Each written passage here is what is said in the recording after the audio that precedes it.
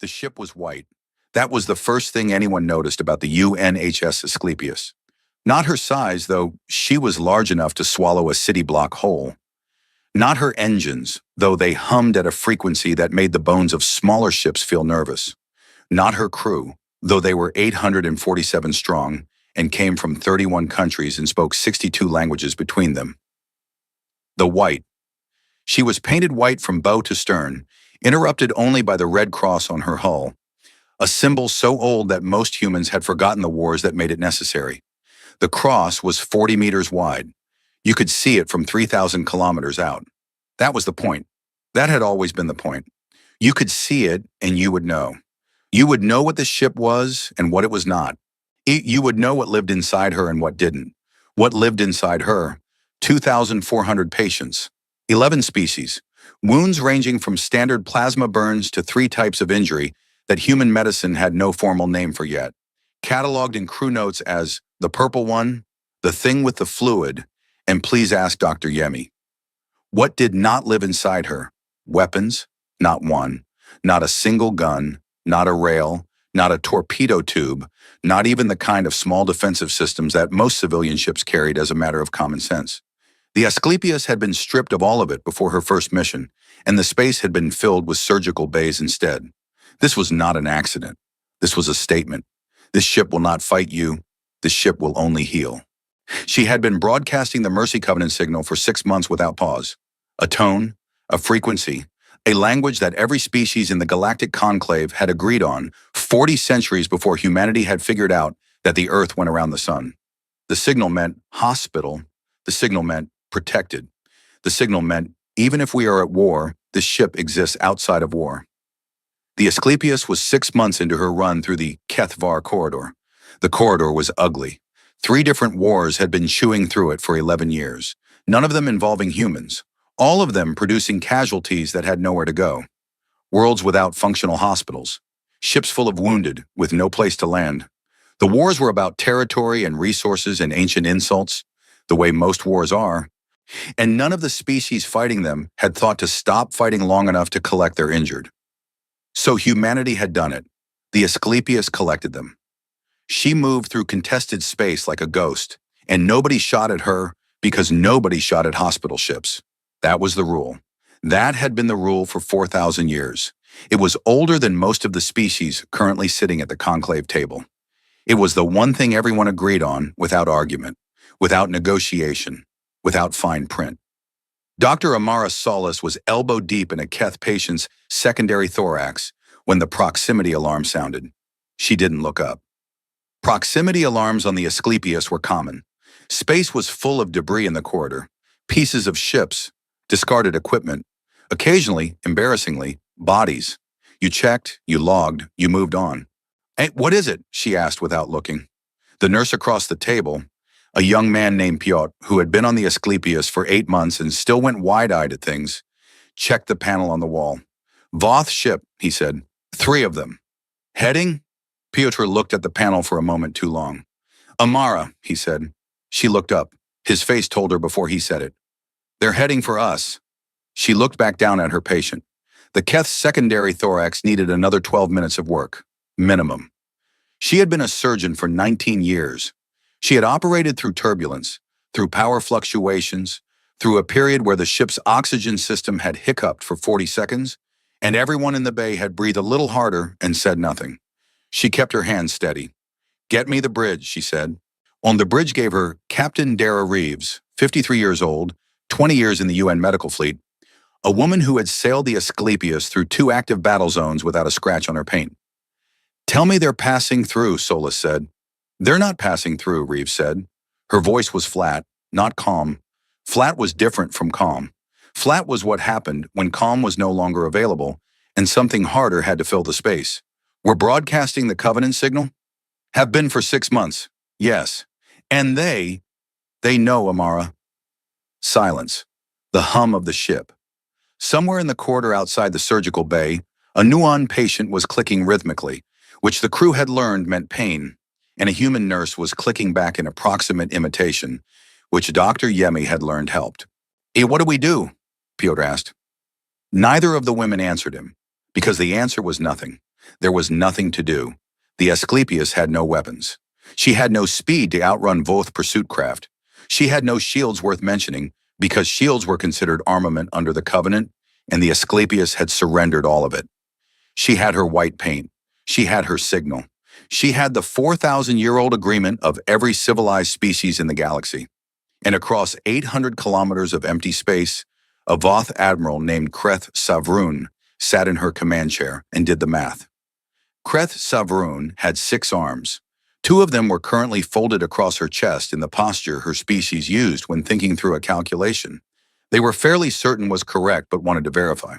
When the Asclepius was carrying wounded from the Soon Collective and the Keth Coalition. Both were species the Voth were currently in negotiations with.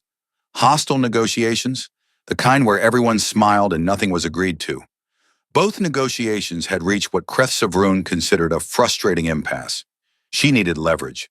The Asclepius had 1,553 non-human patients on board. Leverage, in other words.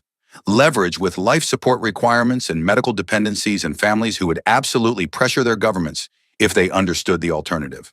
Kreth Savroon had run the calculation 4 times. The Mercy Covenant was 4,000 years old. Humans were 43 years into galactic contact. They were, by all accounts, naive, emotional, still learning how civilization worked at scale. And the conclave would protest. There would be formal censure. There would be a period of careful diplomacy, and she would have her leverage. She did not think about what happened after.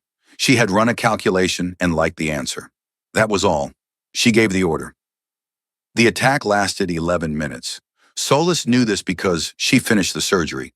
She kept her hands in the Keth patient's secondary thorax, and she did not stop, and she counted her breaths, and she finished the surgery while the ship shook around her, while the lights went twice, while Piotr stopped clicking back at the Noon patient in the corridor because there was no longer a corridor. 11 minutes. She finished. She closed. She stepped back. The surgical bay was intact. The section of the ship she was standing in was intact. That was the extent of the intact. She knew this because the ship had gone quiet in a way that ships should not go quiet. The hum was wrong. Everything was wrong. She stepped into the corridor, and the corridor ended. Not a wall, not a door. It ended. Open space where ship used to be. The stars were very clear and very bright and very close, and her suit's emergency seal activated before she could think about it, before she could finish the thought she was starting, and she grabbed the wall with both hands and did not look at the stars. She did not look at the stars. She looked at her hands on the wall. She counted to 10. She looked up. She was the only person she could see. The distress call went out at minute 8. It was brief. The Asclepius's communication systems were already failing by then, so brief was what was available. The call gave coordinates, a ship identification, Covenant signal frequency, and 3 words. We are unarmed, then nothing. The call was received by 11 vessels in the sector, 2 of which were Voth, 5 of which were non-aligned, and 4 of which were ships from Conclave member species. It was also received on a 6-second delay by Earth's relay station at the edge of the Kethvar corridor. The relay station flagged it automatically, queued it, and transmitted it to the UN Medical Fleet Command Center in Geneva. It arrived at 3:14 in the morning, Geneva time. The duty officer on shift was a man named Sergeant Paulo Ferreira, who had been awake for 6 hours and was on his 4th coffee. He received the distress flag, cross-referenced it with the Asclepius's last registered position, and followed protocol, which meant he woke his supervisor, Ekra, who woke her supervisor, who woke the director of fleet operations, who called the UN Secretary General, who sat on the edge of her bed in the dark and listened to 3 words. We are unarmed, then nothing. By then it was 4:47 in the morning. By then the Asclepius had been silent for 93 minutes. By then Solis was the one who found the life pods. 4 of them. Functional. She got 31 people into them before the secondary systems failed. 31 out of the 847 crew and 2,400 patients. She did not have time to think about this number. She did not have the space for it. She sealed the last pod and went back for more people, and there were no more people. She did not go back to the pod. She sat on the floor of what remained of Cargo Bay 7, in a suit that would hold atmosphere for another 9 hours. And when she looked at her hands, they were still steady. She noticed that and did not know what to do with it. The news moved through the galactic conclave the way a fire moves through dry grass. By midday on Earth, every species with a seat at the conclave table knew. The Asclepius, the Covenant frequency, the 11 minutes, 3,248 dead, 847 human crew, 1,553 patients from 11 species, and the 31 survivors in the life pods, because 3 of the 4 pods had been struck by debris before rescue vessels reached them.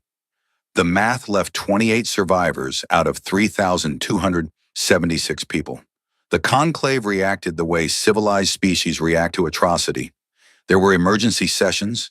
There were broadcast condemnations from 14 species. The Soon Collective, whose wounded had been on the Asclepius, publicly severed their negotiation talks with the Voth hegemony. 3 conclave members called for Kreth-Savroun's immediate arrest and trial. The Noon species, whose patients had made up the largest non-human group on board, went into formal mourning, a 9-day observance that included a complete communications blackout, which in practice meant they weren't answering anyone's calls for a week. The conclave sent a formal message to Earth: condolences, support, a commitment to justice through proper channels. Earth did not respond. This was noticed. This was strange. Humanity's diplomatic offices were known for prompt communication. It was considered one of their more charming traits, the eagerness, the constant talking. And silence from Earth was anomalous in the way that silence from a very loud dog is anomalous. You notice it before you understand why it's worrying. The conclave sent a follow-up message. Earth did not respond. 48 hours after the attack, a conclave monitoring station near the Mars Relay picked up unusual energy signatures from the Sol system. It flagged them as anomalous and sent the data to the analysis team. The analysis team looked at the signatures and sent them to a senior analyst named Dr. Priya Mehta, who had spent 11 years studying human civilization on behalf of the conclave's Cultural Continuity Department. She had 3 published papers on human psychology. She had spent 8 months living in New Delhi on research exchange. She had eaten something called a chat at a street stall and had thought about it ever since. She looked at the energy signatures. She sat very still for a moment. Then she pulled up her notes, 11 years of them, handwritten in a hybrid of 3 languages the way she thought in, dense with observations and references and underlined passages. She found the entry she was looking for. She had written it 3 years ago, after a series of interviews with human veterans of various conflicts. She had been trying to understand something that kept coming up in human accounts of war, something that didn't map cleanly onto any other species' accounts. Something that other civilizations had no direct equivalent for. She had called it, tentatively, the grief threshold. Or the entry read, human beings do not distinguish between grief and motivation the way other species do. In most civilizations, grief is an ending, a period of cessation before life resumes. In human psychology, grief of sufficient magnitude does not end behavior. It redirects it, it becomes fuel. The human capacity for what they call purpose in loss, the transformation of mourning into directed action, appears to have no upper limit that I have been able to identify. Do not mistake human diplomacy for human nature. Diplomacy is what they do when they are choosing peace. Observe what they do when they stop choosing it. She had underlined this last part. She looked at the energy signatures again. Warships, human warships, coming online in numbers she had not imagined Earth possessed. The Sol system was not quiet in the way of a species in shock. It was quiet in the way of something loading. She pulled up her secure channel to the Conclave Council and began composing an urgent memo. She noted the time. 6:31 a.m., station local. She sent the memo at 6:47 a.m. She found out later that it arrived 4 hours after it became irrelevant. Solus was the one they put on the broadcast. She hadn't asked for it. She hadn't volunteered. She had been sitting in a hospital room on Luna Station for 6 days, going through what the medical staff called debriefing, and she called being stared at. They had checked her for injuries, for exposure, for psychological trauma markers. They had been thorough and kind, and she had answered every question in the same flat voice, and they had written things down. On day 6, a man came to her room. Young, suit that cost too much. UN insignia. He explained what they needed. She said no. He explained why it was important. She said no again. He left. An hour later, a woman came. Older, no suit, just a gray sweater, the kind of sweater that meant she hadn't slept either. She sat down and she didn't explain anything. She just sat. After a while, she said, I lost my daughter 3 years ago. Nothing like this. Car accident. Mundane and stupid and terrible. Solis looked at her. I know it's not the same, Asharin, the woman said. I'm not saying it's the same. Then what are you saying? I'm saying I know what it looks like when someone is deciding whether to speak. Solis looked at the window. Luna Station had a view of Earth from that wing of the hospital, a blue and white curve hanging in nothing. They'll use whatever I say, Solis said. Yes. To justify what they've already decided to do. Yes. I don't know if I want that. The woman was quiet.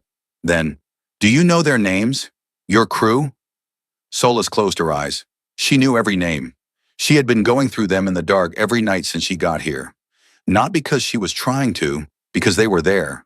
Costa, Yemi, Piotr, Reeves, 843 others, and the faces that went with the names and the voices that went with the faces. All of them, she said. The woman nodded. She said nothing else. She sat for another few minutes, and then she got up and left. The next morning, Solis asked for a camera. She spoke for 4 minutes.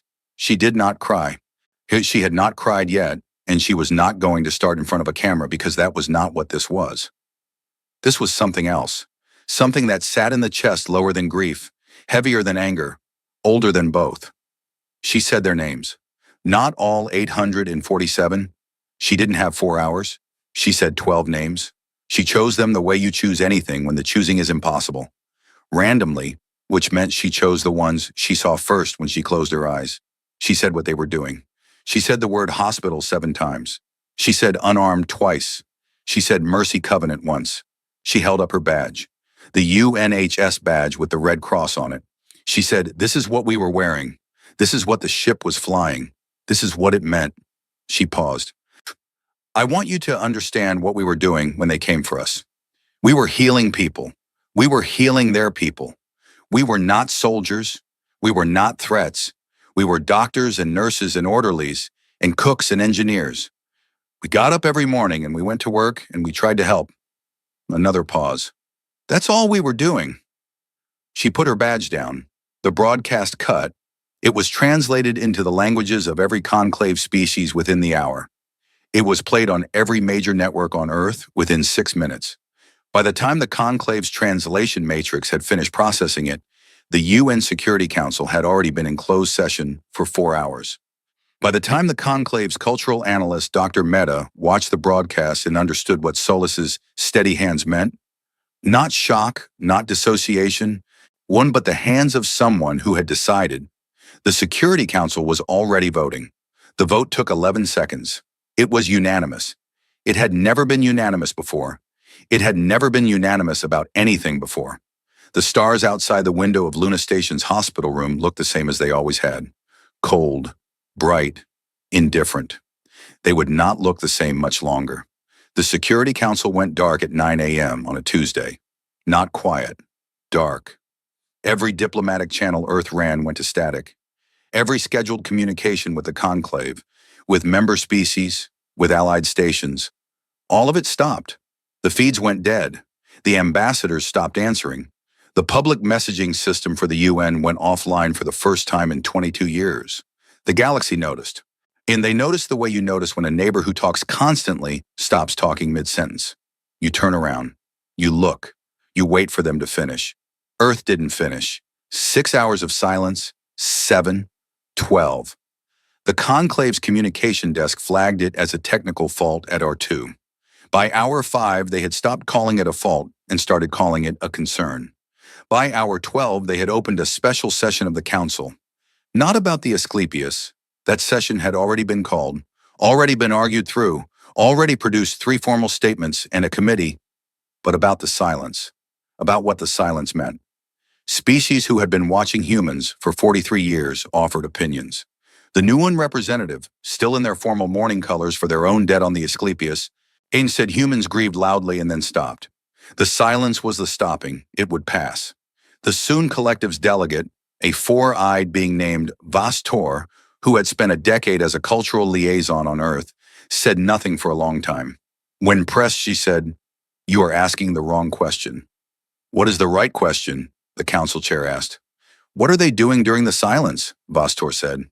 Not what the silence means. What is happening inside it? Nobody had a good answer for that. Inside the silence, the Security Council was doing something it had never done. Agreeing. Every nation at the table. Every bloc. Interests that had been opposed since before the conclave first contact. Old borders and older grudges. The economic rivalries dressed up as policy. All of it sat in a pile in the corner of the room and nobody looked at it. The document on the table was short. It had been drafted in 3 hours by a committee of 12 people from 6 different nations, and it said very little in the way that very few things say very little and mean everything. It was not called a declaration of war. The conclave's translation matrix ran it through 17 linguistic frameworks trying to find an equivalent. The matrix was 4,000 years old and had been built to handle the most complex diplomatic language any civilized species had ever produced. It processed the human document for 9 minutes. It produced 3 words, then flagged those 3 words as inadequate. Tried again. The closest it could assemble, from pieces of 17 languages, was something that translated approximately as, "We are coming. We are not stopping. There is nothing you can offer us." This was the translation the conclave received. The council chamber went very quiet. Rear Admiral Yusra Okafor was in her office at Fleet Command when the vote came through. She had been a surgeon before she was an admiral. Hands-on, precise, the kind of doctor who finished surgeries that other surgeons started because she did not have the ability to leave things incomplete. She had traded surgery for command at 40 for reasons she did not explain to people who asked and explained very clearly to herself. She had been in command of the 7th Fleet for 6 years. In that time, she had run 3 active zone operations, 2 humanitarian deployments, and 1 situation that the official report called a complex intervention, and that the people who had been there called the worst 11 days of their lives. She had never lost a ship. She was looking at the Asclepius manifest when her aide knocked. The aide said, "Admiral, the vote." She said, "Oh, no, I know." She did not look up from the manifest. It was open on her screen. She had opened it 4 times in 6 days, and the number at the top, 847, had not changed and was not going to change, and she kept looking at it as though it might. "Orders from UNHQ, the aide said. "Put them on the secondary screen." The orders came up. She read them without moving her face. The manifest was still on the primary screen. The names were very small in standard text. She had been reading them in the dark at night since she heard. She knew them without looking. "When do we ship?" she asked. 72 hours for first wave. Full mobilization by week 3. She nodded. She closed the manifest. She opened it again. The aide understood. The aide left. The mobilization that followed was not impressive to the galaxy. That was the honest truth of it. Human warships were not the most advanced in the conclave. They were mid-range in firepower, mid-range in shielding, below average in range, and powered by a propulsion system that 3 conclave species had considered obsolete for 2 centuries. The galaxy had seen humanity's military capabilities assessed twice in formal conclave reviews. Both times the assessors had been polite. The second assessment had used the phrase developing potential, which was the diplomatic equivalent of not yet. The Voth hegemony received detailed intelligence on the mobilization within a week. Kreth Savrun reviewed it personally. Humans were moving ships. More ships than she had expected. That was a surprise, the sheer number. But still the same ships, the same technology. She gave it to her analysts, and her analysts gave her a timeline. 6 months for Earth's fleet to reach Voth space. 2 years for them to pose a meaningful threat. Plenty of time. She had her legal team draft a position paper on the Mercy Covenant. The position paper argued that the Asclepius had been in contested space, that the designation of medical neutrality was ambiguous in active war zones not involving the protecting party, and that a good faith misidentification could not be held to the same legal standard as a deliberate attack. The position paper was 37 pages. It was the best legal argument available. She sent it to the conclave with a cover letter expressing deep regret. The Voth sent the position paper to Earth on day 4. Earth didn't respond. They sent a follow-up on day 7. Earth didn't respond. Kreth Savrun sent a personal message directly to the UN Secretary General on day 10. Formally worded, correct in every diplomatic protocol. It expressed sorrow for the tragic loss of life and proposed the establishment of a joint investigation committee to determine the full circumstances of the incident, overseen by neutral conclave observers. Earth didn't respond. On day 14, Earth stopped monitoring the diplomatic frequency entirely. An automated message played instead. This channel is currently unavailable. Please direct communications to the Galactic Conclave Mediation Office. The Conclave Mediation Office received approximately 400 communications from the Voth hegemony over the following month. They received 0 from Earth. Vastor of the Soon Collective watched all of this from her posting at Conclave Central Station and understood more than she wanted to. She had lived on Earth for a decade. She had sat in human kitchens and watched humans cook, and watched humans fight, and watched humans laugh, and watched humans grieve. And she had taken careful notes. More careful than her official reports. Notes she kept in a private file she had never shown the conclave. The private file had one section she had spent a long time on.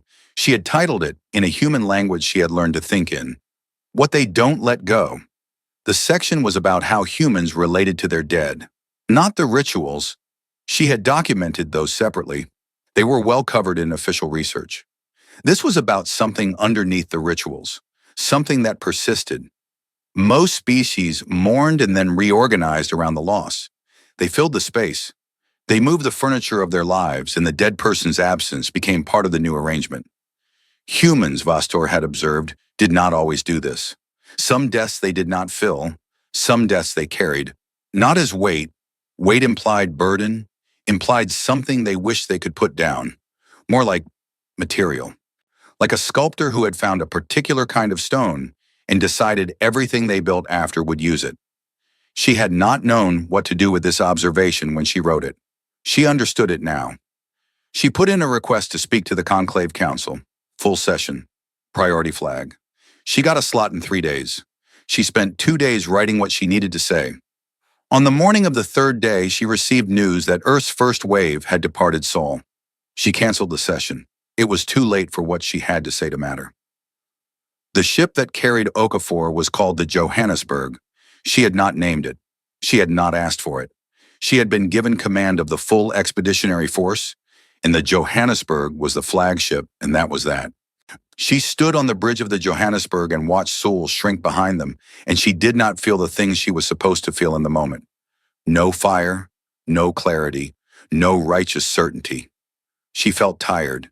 She felt the specific tiredness of someone who has made a decision that cannot be unmade, and who is now on the other side of making it and has to live in the world that the decision creates. It was not doubt. She was not doubting. It was more like the feeling after you swallow something hard. The swallowing is done, but the weight of the thing is still with you. She went to her quarters and opened the manifest again. She did something she had not done yet. She read them aloud. All 847 names, one by one. She did not rush. She did not skip. She did not stop when her voice got strange on certain names. The ones she knew, the ones that attached themselves to faces and voices, and one very specific memory of Dr. Yemi explaining over terrible ship coffee that the noon-clicking communication system was actually similar in some ways to a human language he had learned as a child, and that he thought he might be able to hold a basic conversation if he practiced. She finished at 3 a.m. She sat with the silence for a while. Then she closed the manifest, closed her eyes, and slept 4 hours. In the morning, she was up before her crew. She did not open the manifest again. She did not need to. She had them now, all of them. They were not going anywhere. Alain Marchetti had been a diplomat for 30 years. He was 61, white-haired, and with the kind of face that had been good-looking once, and was now distinguished in the way that good-looking becomes distinguished when it has been through enough. He had mediated border disputes. He had talked 2 species out of a resource war that everybody had agreed was inevitable. He had, over 30 years, built a reputation as the man you sent when the situation was past saving, and you wanted someone to save it anyway. He was currently Earth's ambassador to the Galactic Conclave, or he had been. He was watching the mobilization feeds from his office at Conclave Central Station when the Soon Collective's senior delegate requested a meeting. He agreed. He knew what the meeting was about. He poured himself coffee and sat behind his desk, and the Soon delegate came in. A different one from Vastor. A more senior official, whose name was Pelin Va, and who had 3 centuries of diplomatic experience, and who had negotiated the Sun's entry into the conclave before Marchetti's grandparents were born. Pelin Va sat. Pelin Va laid out an offer. It was a comprehensive offer. Marchetti listened to the whole thing. He was good at listening. It was the skill that had built his career, the ability to actually hear what people were saying and what they were not saying at the same time. The offer included Cress Savrune's formal censure, her removal from command, her trial in front of a conclave tribunal. It included reparations, significant ones, real ones, not a diplomatic gesture, but actual resources directed to Earth and to the families of the dead. It included restructured protections for medical vessels. It included a formal apology from the Voth hegemony recorded and broadcast on every major conclave network. It was a good offer.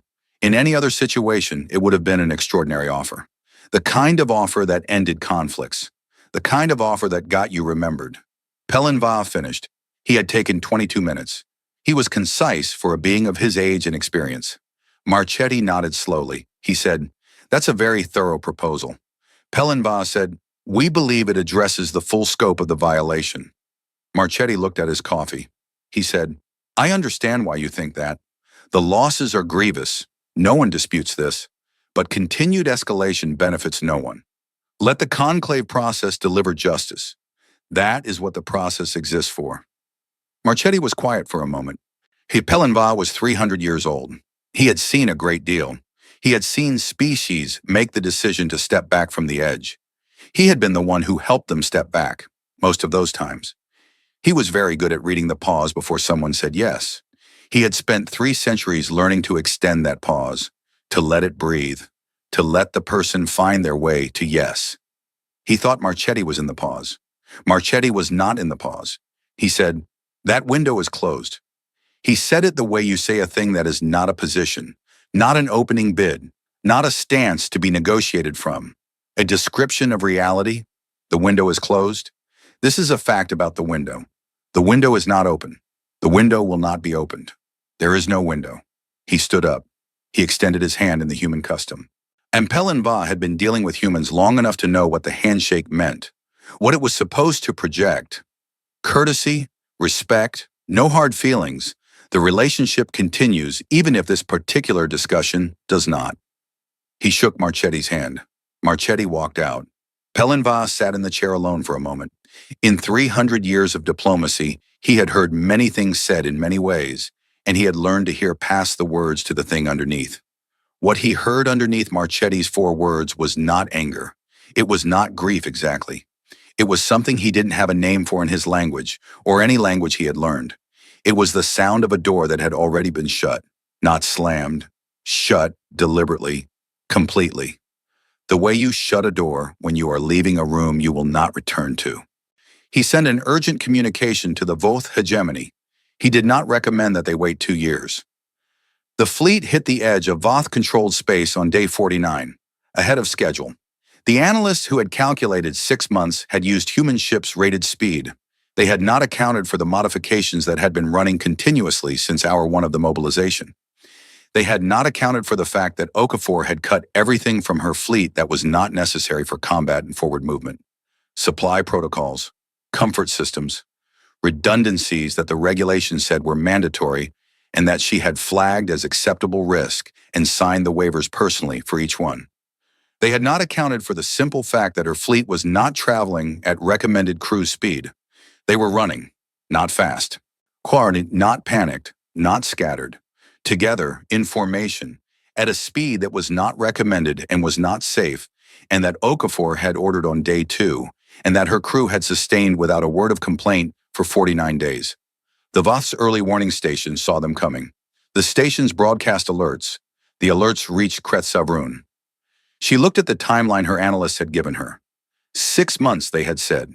She was looking at 49 days. She called her analysts back in. They ran the calculations again. They confirmed the numbers. They confirmed that the fleet was still accelerating. They confirmed that by the time it reached the perimeter of hegemony space, the Johannesburg alone would be running at a speed that should not be structurally sustainable for a human-built ship. One of the analysts, Junior, unwise in the way that junior analysts sometimes are unwise, said, "They'll have to slow down soon. The senior analyst looked at the readouts. The senior analyst said nothing. Kreth Savrun dismissed them all and sat alone. Outside the window of her command ship, the stars were very steady and very old. She thought about her calculation. She thought about what she had not included in it. She tried to include it now and found that she did not have the right numbers. She did not know what number to put in the box that was labeled. Roughly, what they will accept as sufficient. She had assumed there was a number. She was beginning to think she had assumed wrong. The Voth fleet at the Keth Var perimeter was called the Second Claw. It had 17 ships. By the standards of the Galactic Conclave, it was a medium force. Not a show of overwhelming power, not a patrol, something in between. A message, the kind of fleet you put at a border when you want someone to think carefully before crossing it. It was commanded by a vice admiral named Suv Rath, who had 40 years of service and had fought in 2 actual wars and understood what a battle fleet looked like. He looked at Okafor's incoming fleet and understood what he was seeing. He broadcast on the standard challenge frequency. Identify, state intention, hold position for diplomatic contact. The human fleet did not hold position. He broadcast on the command frequency. This is contested space. Stand down and open negotiations. The human fleet did not stand down. He tried 3 more frequencies. He was methodical about it. He was a professional, and professionals used every available step before the last one. The Voth had a doctrine for this. It was called the 7 contacts, and it was the established process for de-escalating a fleet confrontation. Contact 1 through 6 existed to find the off-ramp. Contact 7 was the off-ramp not being there. Suv Rath went through contacts 1 through 6 in 20 minutes. He moved to contact 7. He opened fire. The engagement lasted 4 hours. This was the first thing the galaxy would talk about for years afterward. Not the outcome. The 4 hours. Because Suv Rath's fleet hit the human formation with its first salvo, and the human formation did not break. It did not scatter. 3 ships took damage in the first 60 seconds, serious damage. Oh, the kind of damage that should have pulled them back to defensive distance to assess and regroup. They kept coming. Suv Rath adjusted. He was a good commander. He reformed his line. He targeted the flagships, the communication hubs, the ships that a formation needed to function as a formation. It was correct tactical thinking. The human formation absorbed it and kept coming. By hour 2, 2 human ships were gone. Not disabled, gone. And Okafor's fleet was still accelerating into the engagement zone. Suv Rath had never seen a fleet absorb losses like this without pulling back. The math said, pull back. Any rational calculation said, you are losing ships. Reconsider, find another approach. The humans were not pulling back. By hour 3, Suv Rath's fleet had taken losses it had not taken in any engagement on record. He broadcast a ceasefire signal. The human fleet did not cease fire. He broadcast on the Mercy Covenant frequency. That particular frequency was only used for specific communications. Hospital vessels, humanitarian operations, the most protected class of signal in galactic law. He had never used it in a fleet action. Nobody had ever used it in a fleet action. But it was the universal frequency. Everything in space was required to monitor it. Everything in space was required to respond. He broadcast his ceasefire request on the Mercy Covenant frequency. The response came from the Johannesburg directly. It came from Okafor personally. She said, you use that frequency to kill my people. You don't get to use it to save yours. Suv Rath stared at his communication screen for a moment. Then he ordered the retreat. It was not a tactical retreat. It was not a strategic withdrawal to a better defensive position. It was a retreat, plain and honest, because his fleet had run the numbers, and the numbers said that if they stayed, there would be no fleet left. He had been a soldier for 40 years, and he had never retreated. He retreated. He sent an emergency communication to Kreth Savrun. He wrote it carefully because he was a careful man who chose his words with precision. He wrote, they don't stop. Word reached the conclave in hours. The council convened. Emergency session, the second in 3 weeks, the most consecutive emergency sessions in 112 years. The data from Suv Rath's engagement logs was shared with the full council under joint review. Species who had been watching the human mobilization with concern watched the engagement logs with something more than concern. The noon military analyst, a being named Greth Koss, who had studied conflict for 2 centuries and who was not given to dramatic statements, watched the engagement log once and then watched it again. The chair of the council asked for his assessment.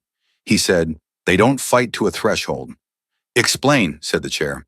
"Every species we have ever encountered, every species in recorded galactic history, fights to a threshold. There is a point at which the cost of continued fighting exceeds the projected value of victory. All rational military strategy is built on this. You push until the other side reaches their threshold. They push until you reach yours. Somewhere between those 2 points is where wars end. And the humans." Grethkos looked at the engagement log again, at the moment when 2 human ships were destroyed and the formation continued accelerating. "I cannot find their threshold," he said. "I have been looking for it. It is not in this data." The chamber was quiet. "Then we need to find it," the chair said. "Yes," Grethkos said. He did not say what he was thinking, which was, "I am not sure it exists." 7 inhabited systems in Voth space, 4 border systems, 2 mid-territory systems, 1 deep system that held the hegemony's primary administrative center. In 11 days, 3 border systems were gone. Not destroyed, not burned to the ground. Taken. Okafor's fleet moved through each one with a precision that the Conclave's military observers found difficult to parse at first, because it did not look like conquest, and it did not look like occupation, and it was not quite either thing.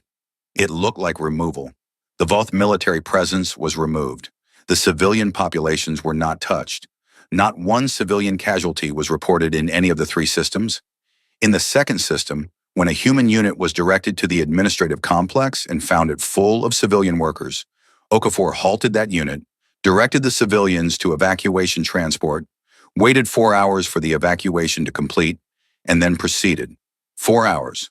While the campaign was running, while the Voth were reinforcing their next line. She waited 4 hours for civilians to clear a building. The Conclave military observers wrote this into their reports and stared at it and did not know what category to put it in. It did not fit their models of how a fleet running at this speed, with this momentum, with these losses, behaved. It was not mercy. Mercy implied a choice to show it, and Okafor's pauses never looked like choices. They looked like procedure, like something built in. We don't touch civilians, not as a policy, as a physics, as something so foundational that it wasn't a decision. The Voth were not afforded the same consideration. The Conclave ran new models. Previous models had said 2 years for humanity to pose a meaningful threat to the hegemony. They ran new models with the actual engagement data. They ran them 4 times. And the models said 4 months for the Voth hegemony to functionally collapse as a military power. 3 months if the human fleet maintained its current pace, which the models also noted should be impossible based on standard ship endurance ratings, but which was, in fact, happening. The council called another emergency session. Species who had no direct stake in the conflict were now very interested. The Aresi ambassador, a spider-like being named Voss Thin, who had been attending conclave sessions for 600 years and had the kind of composed authority that 6 centuries of attending things gives you, asked one question. She asked, "Is there anything we can offer them to stop?" The room considered this. Vostor of the Sun Collective, who had been very quiet in recent sessions, he said, "I think that may be the wrong question." "What is the right question?" Voss then asked. Vostor said, "Whether they are doing this to win something or to finish something. Because if they are doing it to win, then yes, there is probably something we can offer. But if they are doing it to finish," she did not complete the sentence. She didn't need to. On day 7 of the campaign, the Johannesburg held a memorial. It was not announced. No communication was sent to any external party. It was an internal matter. Every ship in the fleet received the signal and went quiet. Not combat quiet, they maintained all operational readiness, but the communications that were not combat essential went still. Okafor stood in the Johannesburg's main hall. The hall was not designed for ceremonies. It was a large, multi-use space with overhead lighting too bright and floors too hard and all the warmth of a cargo bay. She hadn't asked for anything to be done with it. She stood in the middle of it. She read 847 names out loud. She read them the way she had read them in her quarters on the way here. Not performing, not projecting, just reading. just saying them, giving them the space of being said. Some of them she knew how to pronounce exactly. Some she was approximating, and she knew she was approximating. She read them anyway. She read the non-human names with the same care she gave the human ones, doing her best with the sounds. It took 2 hours and 19 minutes. Her crew stood with her for all of it. Nobody sat. Nobody made a sound. When she was done, she stood in the silence for a moment. She said, "Advance." They advanced. None of this was visible to the conclave. None of it was performed for anyone. No camera, no recording, no transmission. It existed in that hall and in the 2 hours and 19 minutes, and in the fact that every person in the fleet who had watched it on the internal feed went back to their stations immediately after. If the conclave had seen it, the analysts, the observers, the researchers, they might have understood something faster. They might have understood the difference between a fleet running on orders and a fleet running on something that was deeper than orders and could not be negotiated with. But the conclave didn't see it. The conclave saw the advance. 3 species filed emergency petitions for conclave intervention. Not supporting the Voth. That particular ship had long since sailed, and everyone knew what Kreth Savrun had done. But humanity was not stopping, and the galaxy found this very alarming in the way that watching something familiar suddenly move very wrong is alarming. You know what a river looks like. You know what it looks like when the river floods. This was something else. This was the river deciding to go somewhere rivers don't go, and going there, and not being interested in the banks. The 4th system held, or tried to. The Voth had reinforced it with everything they had available. 3 times the ships that had been at the perimeter. A defensive formation that the conclave observers called textbook. A position that should have cost Okafor's fleet far more than she could afford. She flanked it. In the Johannesburg split the fleet, something that was considered very high risk in standard doctrine, because a split fleet was a vulnerable fleet, and took half of it around the defensive position's northern edge, while the other half held the engagement directly. Split fleets got beaten. Everyone knew this. Okafor's split fleet did not get beaten. The 4th system fell in 31 hours. Afterwards, Suvrath, reassigned to the 4th system's defense after his perimeter retreat, sent another message to Kreth Savrun. He wrote, "This will not stop. Whatever you think you can offer, they have decided not to be offered anything. I do not know how I know this. I know it." Kreth Savrun read the message. She read it twice. She called her legal team. Not to file more diplomatic documents. Ikram. The offer of personal surrender came through the conclave's formal channels on day 9. Kreth Savrun, commanding admiral of the 3rd Splinter Fleet, offered herself, in custody, handed to human authority, answerable to whatever tribunal Earth named, in exchange for a ceasefire. It was a significant offer. In galactic law, the personal surrender of a commanding officer was the highest value step below the full capitulation of a government. It had ended conflicts before. It was understood as the ultimate personal accountability, the act that said, "I did this. I know I did this. I am placing myself in your hands." The offer was transmitted to the Johannesburg at 1400 fleet time. Okafor's response arrived at 1440.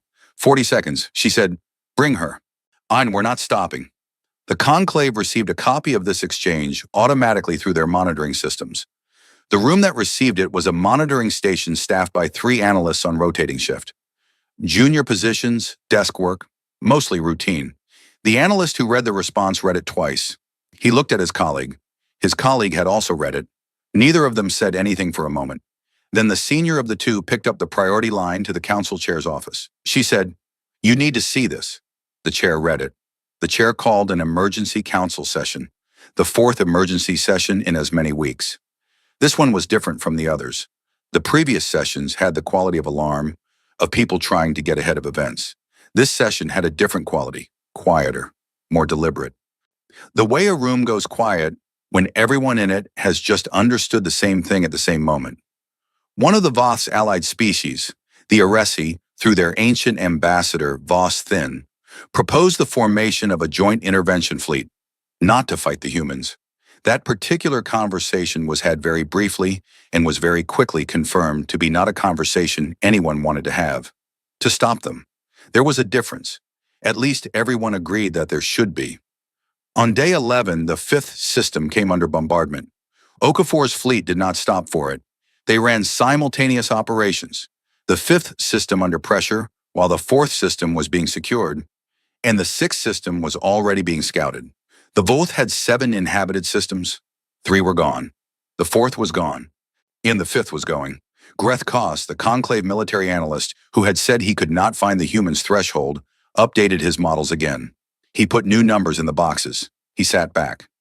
At the current rate, not a projected rate, not an estimated rate, the actual rate of the actual campaign, the Voth hegemony would cease to exist as a functioning military and political entity in 31 days. He stared at 31 days for a long time, 6 months. That was what the models had said at the start. 6 months, not 31 days. He thought about what was different. What had his model not included? He had included ship count, firepower, speed, tactical capacity, supply lines, attrition rates. He had not included whatever it was that was making Okafor's fleet run past the point where his model said it would stop, when he still did not know what number to put in that box. He was beginning to think the box did not have a number. He was beginning to think that was the thing the galaxy had failed to account for. Not the ships, not the tactics. The 2 hours and 19 minutes. The thing that the Johannesburg's hall held for a morning with no cameras, for nobody but themselves, that they then walk back from to advance. He did not know about the 2 hours and 19 minutes, but he was starting to feel the shape of them. The Joint Intervention Fleet assembled in 3 days, 9 species, 42 ships. Firepower that the galaxy had not assembled in one place since the last time everyone had agreed something needed to stop, and nobody had wanted to be the one to let it continue. It was not a war fleet. Oh, that distinction was made very carefully in the official conclave communications, and in the unofficial conversations behind closed doors, and in the careful language of the joint resolution that authorized its assembly. It was an intervention fleet. It was there to intervene. It was there to stand between two parties and allow reason to enter the space that anger was currently occupying. This is what it was called. This is what everyone agreed it was. Nobody standing in the conclave chamber when the resolution passed said out loud what everyone in the chamber understood. That 9 species had just assembled 42 ships because one species with fewer ships and older technology was 6 days away from ending an entire civilization and would not answer its messages. The Joint Intervention Fleet assembled. It moved to intercept. High Arbiter Shell Toss of the Nuun was 800 years old. In 800 years, he had mediated 47 interstellar conflicts. He had sat across from species that wanted each other dead, and he had found the thread. There was always a thread, he had come to believe. Always something to pull that led away from the worst outcome. He had pulled 47 threads. 47 times he had found the thing that worked. He had a reputation in the conclave. Not for brilliance. Brilliance was common. His reputation was for patience.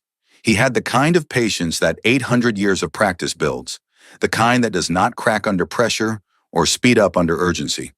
He would find the thread. He led the Joint Intervention Fleet. He composed his broadcast to Okafor carefully. He spent 6 hours on it.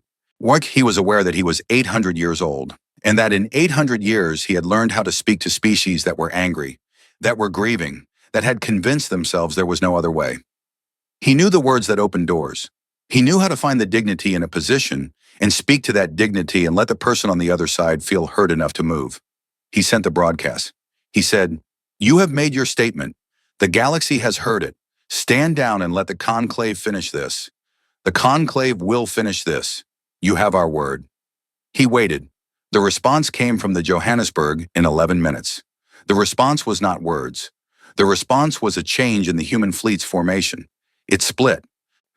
Okafor watched the joint fleet's position on the tactical screen and made the decision in about 4 seconds. It was not a difficult decision. It was a decision with a very clear logic and a very clear risk. The logic was, the joint fleet was not here to fight her, and she did not want to fight it. And if she went around it, she would signal that she could be managed by interposition, which she could not. If she went through it, she would either fight 9 species simultaneously, or she would make them choose whether they were actually prepared to fight her. She did not think they were prepared to fight her. She split the fleet. Half continued toward the 6th Voth system. The other half turned to face the Joint Fleet. She opened a direct channel to Sheltos. She said, "Arbiter," he said, "Admiral, I would ask you to reconsider. You have two choices," she said. "Move or become the second mistake made in this sector." A pause. She could hear the age of it. The kind of pause that someone who has conducted 47 negotiations uses when they are deciding which thread to pull next. He said, "Admiral, you cannot fight all of us." "I'm not planning to fight all of you," she said. "I'm planning to go through you. There is a difference. I would recommend not making me demonstrate it." Silence. She watched the tactical screen. The Joint Fleet had stopped moving. Her half-fleet facing them had stopped moving. She switched primary focus back to the Volth campaign. The sixth system was engaged. Updates coming through. She read them. She gave orders. She managed two simultaneous situations the way she had managed multiple surgical theaters. Compartmentalized, each one getting what it needed, neither one getting everything. The clock ran. 47 hours. The Joint Fleet held its position. Okafor's half-fleet held its position. Inside the Joint Fleet's command ship, Sheltos had conversations with every member species representative in rotating sessions. He was looking for the thread. He was always looking for the thread. The Noon representative said they should hold. The Soon collective said they should hold. The Aresi ambassador Voss Thin, who had come personally, said very little and watched Okafor's fleet on the scanner. At hour 30, a junior conclave officer made the observation that Okafor's facing half-fleet had not reduced readiness in 30 hours, which meant the crew was running on minimum sleep and maximum operational state, and that this should not be sustainable. Nobody responded to this observation.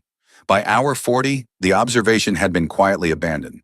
At hour 44, Sheltos received updated data from the Voth campaign. The sixth system had fallen.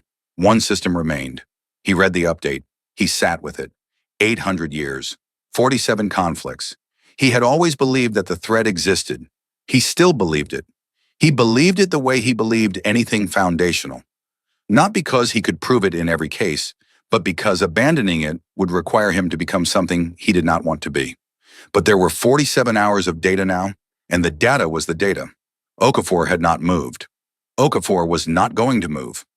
If the Joint Fleet forced an engagement, people would die. Not just human people, Noon people, Soon people, Aresi people, species who had no part in what Kreth Savrun had done would bury their own because of it. He could not find the thread. At hour 47, Sheltos gave the order. The Joint Fleet moved aside. Not dramatically, not with speed. The kind of movement that is trying very hard not to look like what it is. 42 ships from 9 civilizations adjusting their position in space, widening the corridor, making room for passage. A 9-species armada, stepping out of the road for one woman. Okafor watched it on the tactical screen and felt nothing she could name. Not triumph, not relief. Something below both of those, quieter. The feeling you get when something you knew would happen happens, and knowing it in advance did not make it feel like a small thing. She gave the order to her facing half-fleet. They turned and rejoined the campaign. The Volth hegemony's governing body was called the Long Council. It had 11 members. It had been meeting in continuous session since the fourth system fell. It had been meeting in a state of increasing urgency that had passed through alarm and through panic and into something that did not have a name in Volth language. The state of having run every calculation and found no version of the numbers that came out in your favor. They broadcast unconditional surrender on day 14. They did not negotiate the timing. They did not request conditions. They did not ask for guarantees. Unconditional was a word with a specific meaning in galactic law, and they used it because it was the accurate word. The broadcast went to the conclave. It went to the Johannesburg. It went on open frequency. Okafor received it. She confirmed receipt. She did not stop the campaign. 3 days passed. The conclave sent urgent inquiries. The Voth sent increasingly desperate repetitions of the surrender broadcast. 3 council members personally transmitted to the Johannesburg, asking Okafor to confirm that she had received the Voth capitulation. She confirmed each time that she had received it. She did not explain why she was continuing.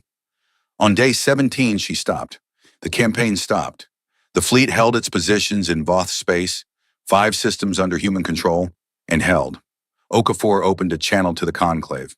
When she said she was ready to discuss terms, the conclave opened a formal treaty session within the hour. Every available mediator, Sheltos at the head.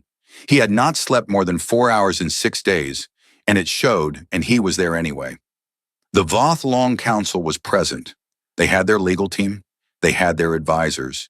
They had, Sheltos observed, the look of people who had come prepared to negotiate and were trying very hard to maintain the posture of it, even though they understood that this was not going to be a negotiation. Okafor sent her terms in a single document. The conclave's translation team processed it. It was not long. Okafor was not a long document person. She was a surgeon, and surgeons wrote concise notes. The terms Kreth Savrun remanded to human custody. No conclave tribunal. Human custody as human proceedings, human outcome. This was the first term, and it was not movable. The Voth hegemony to submit to a decade of conclave-monitored demilitarization. Full transparency, regular inspection, mandatory reporting. Any breach to be considered an act of aggression against Earth, which would make it an act of aggression against whatever Earth decided to do about it. Reparations. Specific, substantial reparations. Not a symbolic amount, not a diplomatic gesture. Real resources, directed to 2 places. The families of the 847 human crew of the Asclepius and the families of the 1,553 patients of 11 species who had been on board. Every family, located and compensated, a permanent memorial constructed at the exact coordinates where the Asclepius was destroyed. Funded entirely by Voth resources, maintained in perpetuity. The design to be submitted to Earth for approval. And one more thing, a new clause in galactic law, specific and short. Sheltos read it 3 times because he wanted to be sure he was reading it correctly. The clause said, any vessel registered as a medical vessel under the Mercy Covenant, flying under the flag of any conclave member species, was to be protected by automatic mutual defense obligations. Attack 1, and it was a declaration of war against Earth. No vote, no process, no window. The clause bore a name. It was called the Asclepius Covenant. Sheltos read the document. He read it again. He looked at the Voth Long Council, the Long Council's senior member, a being named Arveth, who had been in governance for 100 years and who had the kind of face that 100 years of governance produces. We was looking at the document too. This clause, Arveth said, the Asclepius Covenant, it requires full conclave ratification. We cannot agree to it unilaterally. I know, Okafor said. Then it cannot be part of these terms. Then the conclave will vote on it, Okafor said, after you sign everything else. Silence. Arveth looked at Sheltos. Sheltos said nothing. He was 800 years old, and he was tired, and he was looking at Okafor's terms, and he was thinking about the clause and about what it would mean for galactic law, and about the 47 hours, and about the joint fleet moving aside. He said to Arveth, sign. Arveth said, High Arbiter, the implications? I am aware of the implications, Sheltos said. Sign. The Long Council signed. Every term, every condition. They did not negotiate a single word. Sheltos requested a private channel with Okafor after the signing. She granted it. He looked at her on the screen. She had been in this campaign for 17 days, and she looked like it. Tired in a way that was beyond sleep. The kind of tired that comes from carrying something very heavy for a long time and not being able to put it down. She was sitting in her command chair on the Johannesburg, and she was very still. He said, you would truly have gone through us. It was not a question. She said, yes. He was quiet for a moment. He was composing the right question. In 800 years, he had learned that the right question, asked correctly, was the thing that opened doors. He said, why? I want to understand. Not diplomatically, not for the record. Why? She looked at him. She was quiet for long enough that he thought the channel had issues. Then she said, because they went to work every day to save lives. She stopped, started again. That's all they were doing. Amara Solis was in surgery when it happened. She was elbow deep in a patient when the alarms went off, and she finished. She finished the surgery. In 11 minutes, while her ship was being destroyed around her, she finished the surgery because that was what she was there to do. A pause. Kreth Savrun knew that. She looked at a ship full of doctors and nurses, and she decided they were useful. Leverage. A calculation. She put people who went to work every day to help into a box labeled resource, and she used them. Okafor was not angry. He could see that. This was not the voice of anger. I needed the galaxy to understand that there is no math that makes that acceptable. Not to us, not ever. I needed it written somewhere permanent, in terms that don't require interpretation, so that the next time someone looks at a hospital ship and does the math, she stopped. The math comes out different, she said. Sheltos looked at her. 800 years. He had spoken to hundreds of leaders of hundreds of species on hundreds of occasions that mattered. He had a sense for when someone was performing and when someone was not. She was not performing. She said, I know what you're thinking. You're thinking I could have let the conclave process handle it, that the same result could have been reached without. She gestured vaguely at the space around her that was formerly Voth-controlled. Oh, all of this. The thought had crossed my mind, he said.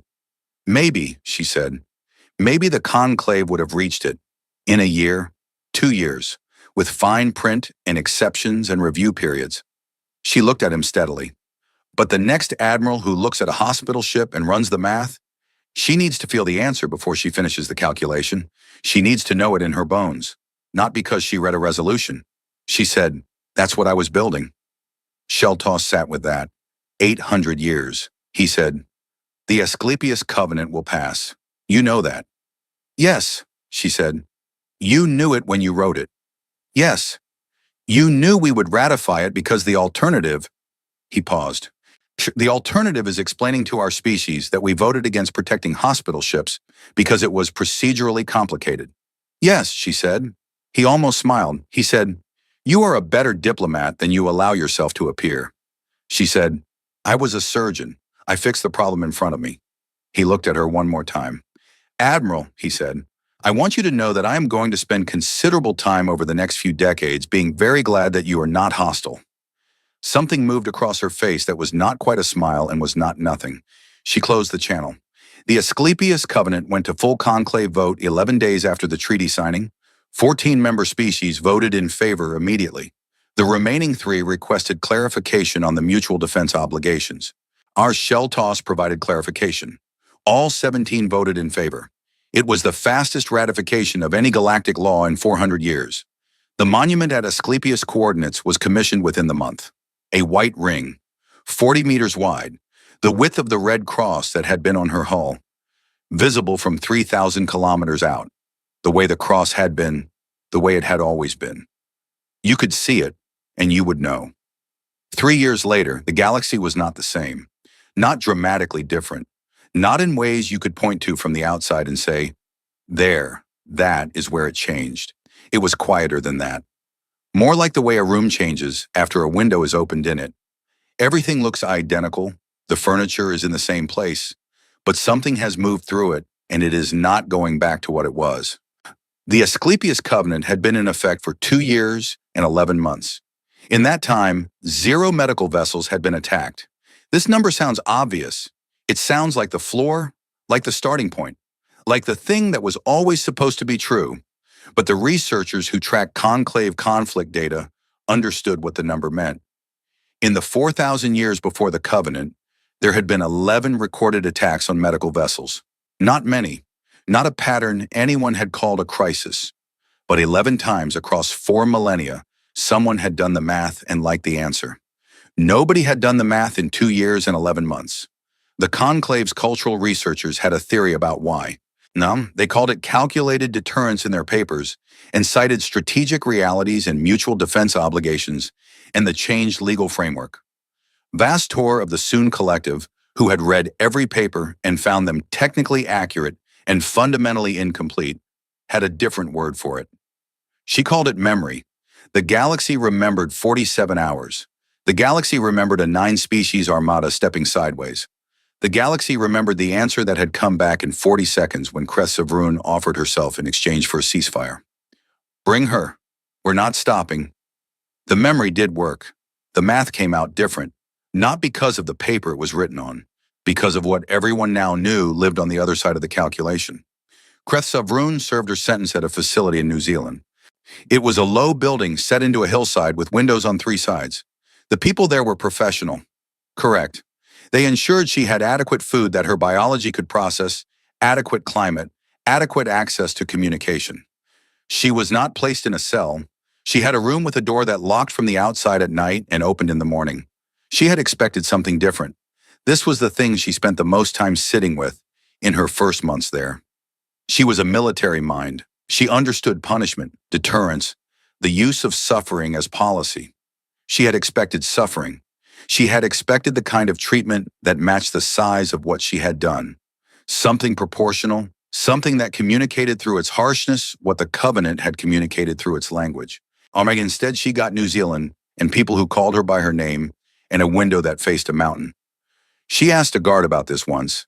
The guard was a woman in her 30s, local, who had a very direct manner, and who Kreth Savrun had come to understand was approximately the opposite of someone who would be diplomatic about things if pressed.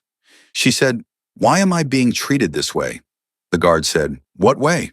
"Humanely." The guard considered this. She said, "You killed doctors." "Yes. We're not going to become something worse than what you did just to make a point." Kreth Savrun thought about this for a long time. She was still thinking about it 3 years into her sentence. She wrote a document during her 3rd year that the conclave eventually classified as supplementary philosophical material and added to their legal ethics archive. It was not a confession, it was more like an accounting, an attempt to trace the exact shape of the calculation she had made and identify where specifically the calculation had been wrong. She identified 2 errors. The first was assuming that the Mercy Covenant was a rule that operated by consensus and could therefore be tested when consensus was inconvenient. The second was harder to write. She wrote it and erased it 4 times. The second error was that she had not understood the difference between a civilization that followed rules because it was told to, and a civilization that had built its rules from something older than policy. She had looked at humanity, new to the conclave, still learning, eager and naive, and she had seen inexperience. She had not understood that the Red Cross was 40 meters wide because someone a very long time ago, on a very small and violent planet, had decided that healers were protected, and that decision had survived every war since, had been carried forward through centuries of chaos, had been placed on a ship going into someone else's disaster to take care of people it didn't have to take care of. That was not naivety. She had mistaken something very old for something very young. She finished the document. She put it in the submission box that her custodians checked weekly. She looked out the window at the mountain and felt something she didn't have a precise word for. Not regret exactly. Regret was too simple and too self-focused.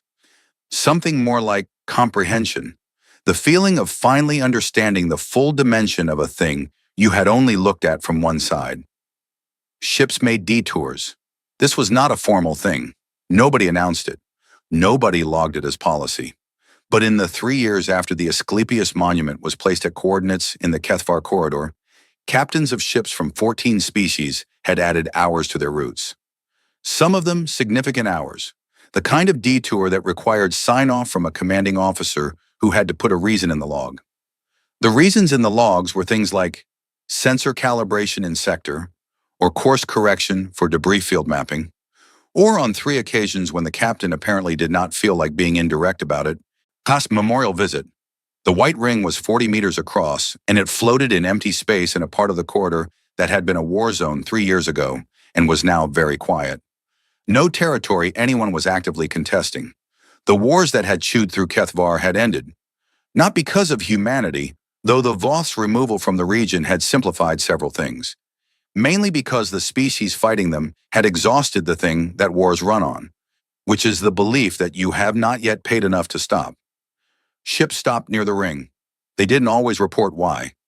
Greth Koss, the conclave military analyst who had spent weeks trying to find a threshold in Okafor's campaign data, made the detour himself in his 2nd year after the treaty. He was traveling between postings. He rerouted. He sat in the observation bay of his transport vessel and looked at the ring for about 20 minutes. He was not a sentimental being. He was an analyst. He had, over a long career, processed a very large amount of data about things that beings did to each other in conflicts, and he had done this processing with the necessary professional distance. He sat and looked at the ring. He thought about 847 names read aloud in a military hall with bright lights and hard floors for 2 hours and 19 minutes, for nobody but the people in the room. He didn't know about the 2 hours and 19 minutes. He thought about it anyway, from the shape that everything else had made. He was there for 40 minutes total. He filed the detour as navigational adjustment. Okafor retired from Fleet Command in the second year. The official announcement was brief and standard, the kind of language that covers everything without saying anything. Distinguished service, long career, well-earned rest. She took a position at a new institution. It had been Shell-Toss's suggestion, and she had been resistant to it, and then she had agreed because she had a habit of agreeing to things once she understood what they were actually for. The Conclave Joint Conflict Resolution Institute was a new body, created as part of the treaty architecture, funded by multiple species, charged with training mediators and conflict analysts and diplomatic practitioners in methods that could work across species lines. It was, in short, a school for people who wanted to stop wars. Okafor taught one course. It was listed in the Institute's catalog as Understanding Thresholds in Multi-Species Conflict, Theory and Application. Her first lecture drew twice the registered number. Species who had been conducting interstellar diplomacy for centuries longer than humanity had existed came to sit in a room and watch a human woman explain de-escalation. She was aware of the irony. She used it deliberately. She opened every first lecture the same way.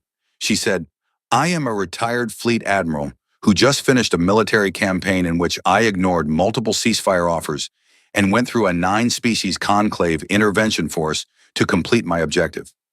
If you think I am not qualified to teach you how conflicts are resolved, you are probably right and you should stay anyway. It's because everything I'm about to tell you, I learned by doing the opposite of it first." The room was always very attentive after that. She was a good teacher. Not because she had theories, she had some, they were useful, but because she had the specific quality that the best teachers have, which is having done the thing badly before doing it correctly, and being willing to be specific about exactly how and where and why they had done it badly.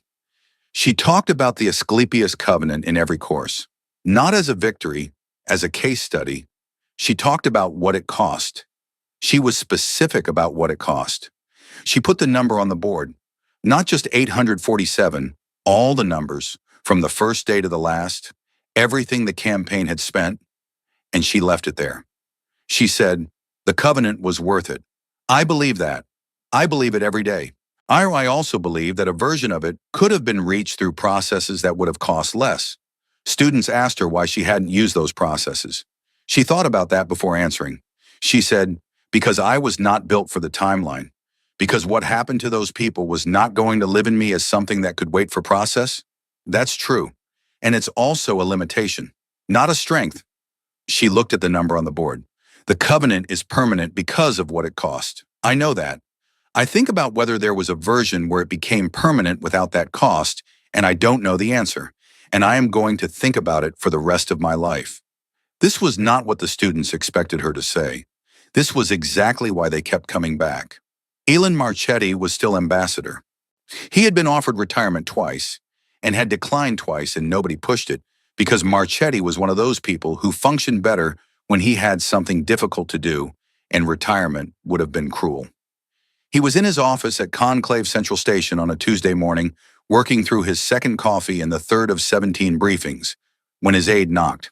The aide said, "Sir, first contact signal." Marchetti looked up. The aide said, "New species. They reached out directly to Earth." He set down his coffee. "Where from?" "Edge of the third arm. They've been observing the conclave for 600 years, apparently. They call themselves the Arith." 600 years of observing. 600 years watching galactic civilization from a distance, and they had chosen now to announce themselves. Marchetti said, "What does their signal say?" The aide handed him the translated text. He read it. He read it again. The signal said, "Are you the ones who burned 3 star systems over doctors?" He sat with that for a moment. 600 years of observation, 600 years of watching 17 species navigate the conclave and its rules and its history and its politics. 600 years of deciding whether this was a civilization worth joining. They had sent their first message to Earth. And this was their question. He picked up his pen. He had a habit of writing things by hand first before composing the official version. He wrote the response in his personal notebook and looked at it. He crossed out the first draft, wrote another, crossed that out too. He thought about Okafor reading 847 names in a room with hard floors. He thought about Solus, steady hands, finishing surgery while her ship came apart around her. He thought about a white ring in empty space and captains who filed navigational adjustments. He wrote the final draft. He composed it officially. He sent it. We prefer the ones who made sure it never needed to happen again. The Arth response took 4 days, long enough that Marchetti had moved on to other work, the way diplomats move on. Not forgetting, just operating on multiple timelines simultaneously. He was in a full conclave session on an unrelated agricultural treaty dispute when his personal device flagged the incoming signal. He excused himself. He read the signal in the corridor outside the session room, standing with his device, going in the way that important things often arrive, in corridors between other things, in the moments not designed for them. The Arath said, "We have been watching your species for some time. We have a question." He wrote back, "Ask it." Their response was faster this time. They were close enough to real-time communication now, the signal delay reduced to minutes. They wrote, "Are you safe to approach?" He stood in the corridor. It was a genuine question. He could feel it as a genuine question. The weight that a species carries after 600 years of observing civilizations from a distance. Deciding whether they are safe, whether they are something you can put yourself next to without becoming smaller. The question that every species asked before it crossed the line from watching to joining. Are you safe? He thought about how to answer honestly, because the honest answer was not simple. The honest answer involved what he had just said. The ones who made sure it never needed to happen again. And it also involved 3 star systems and a campaign that didn't stop and a woman who had said, "Bring her, we're not stopping," and meant it absolutely. The honest answer was, "It depends on what you do," but that was not how you said it. He thought about Sheltos, 800 years old, sitting across from Okafor, and asking her why. He thought about what she had said. "I needed the galaxy to understand that there is no math that makes that acceptable." He knew how to say it. He wrote, "Safer than you think. As long as you understand what we consider worth protecting." He sent it. He went back into the session. Suruwam. The Arth opened formal contact 3 days later. Their first diplomatic team arrived at Conclave Central Station on a Thursday. 6 beings, silicon-based, slow-moving, with a quality of deliberateness that Marchetti found immediately appealing in the way that unhurried things are appealing to people who have spent their lives being hurried. They had the look of a species that had taken its time about everything for a very long time and had come to think this was correct. Marchetti met them personally. Their lead diplomat was named something that translated approximately as Vast Patience, which Marchetti thought was possibly the best name he had ever encountered for a diplomat, and told them so. Vast Patience said, "It is a family name. Many generations." Marchetti said, "Oh, well, it suits the work." They spoke for 3 hours. The Arath had questions. Many of them, it turned out. 600 years of observation produced a specific kind of question, the kind that comes from watching something from the outside and having theories that have never been tested against the actual thing. They asked about the conclave and its structure. They asked about trade frameworks.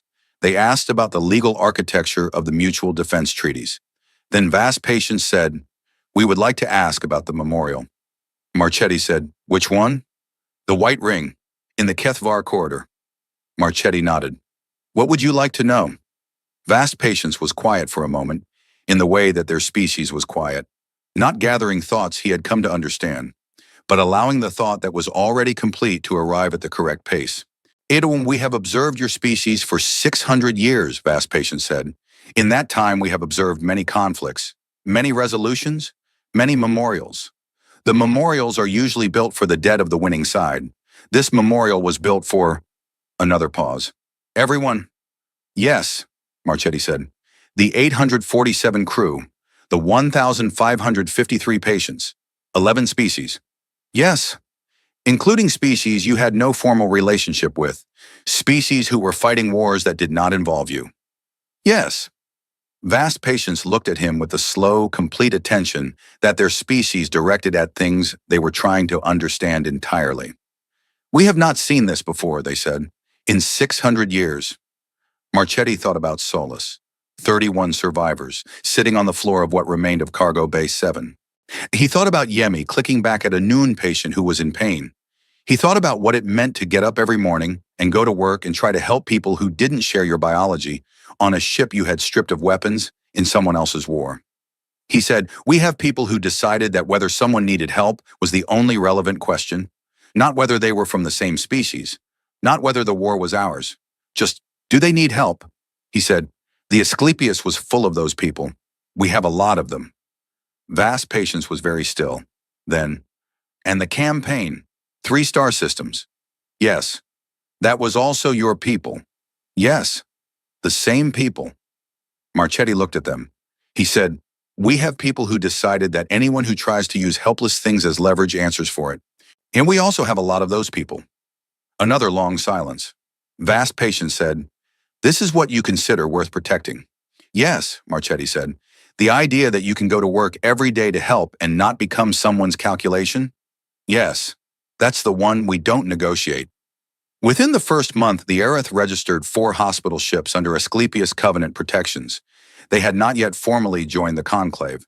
The membership process had barely begun. There were committees and reviews and the kind of procedural thoroughness that a species with 600 years of patience brought to things. But the hospital ships were registered immediately. Marchetti received the notification and read it twice. He read the 4 names of the ships. He noted that 3 of them were already operational. The Aerith had not waited for the paperwork to finish to send them out into space. And the 4th was in the final stages of construction. He sat with the notification for a while. Then he sent it to Okafor.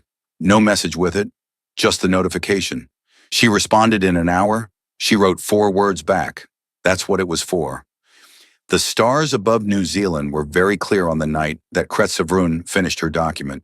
She sat at the small desk in her room and looked at what she had written. The accounting, the 2 errors, the shape of the things she had not understood. She would serve her full sentence. She understood this and did not contest it. The sentence was not vindictive. It was exactly what the Covenant Tribunal had assessed, no more. She had her window with the mountain and her guards who called her by name, and her document that she would put in the box in the morning. She thought about the Asclepius, not strategically, the way she had thought about it before, differently. She thought about Solus finishing a surgery in 11 minutes while the ship came apart around her. She had thought about this many times in 3 years, and she still could not fully fit it into any frame she had. It was not something she had a category for. This woman, this doctor, had been in the middle of saving a life, and the world had ended around her, and she had kept going. Not for leverage, not for position, not because someone had calculated an outcome. Because there was a patient, that was the whole of it. Kretsavroon looked at her document. She added 1 line at the end. She wrote, the error was not tactical. It was a failure to understand what kind of thing I was looking at. She put the document in the box. She looked at the mountain for a while. The mountain had been there for millions of years. It had the patience of things that have been through a great many events and remain. She had read about mountains these past 3 years. She had read a great deal, having the time for it. And she understood that they were not still. They moved, very slowly, grinding and shifting over ages in a motion too slow to observe. Things that looked like they were not moving were sometimes the things that moved the most. She went to sleep. The Conclave's quarterly report, 3 years after the Asclepius, included a small note in its appendix. It noted that the Mercy Covenant, within the period since the ratification of the Asclepius Covenant, had been broadcast by a record number of vessels, not just medical ships. The report noted that 3 non-medical vessels had begun broadcasting the frequency as an act of. The report used the phrase solidarity signaling, which was a new category they had created because the old categories did not cover it. Ships that had nothing to do with medicine, broadcasting the hospital frequency, not because they had to, because they wanted the universe to know where they stood. Sheltos read this appendix note on an afternoon when he had not slept enough and had too many things on his desk. He read it twice. He thought about what it meant. He thought about Okafor's face on the screen when she had said, "That's what I was building." He understood, reading the appendix note, how that she had built something she had not known she was building. Not a legal framework, not a deterrent, a signal, something that moved through space at the speed of radio waves, that said, "I know what healers are worth," that said, "There is a number in the calculation you are not including," that said, "Some things are not available for leverage," and had been saying it for 2 years and 11 months without stopping. 40 meters wide, visible from 3,000 kilometers out. So you could see it, and you would know.